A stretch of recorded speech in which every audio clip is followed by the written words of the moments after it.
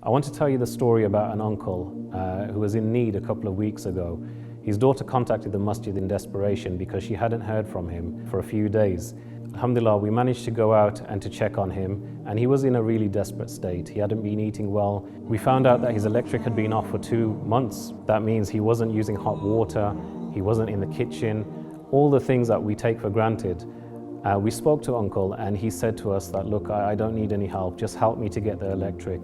So we managed to get that back on within a couple of days after going back and forth with British Gas. He got that sorted, he was able to shower again, he was able to use the kitchen. Alhamdulillah, encouraged him to establish his prayers better. He then a few days later asked for a copy of the Quran.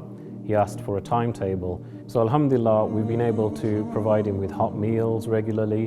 We give a weekly shopping food parcel to him, and we're in regular contact with him and with his daughter to ensure that he's doing well.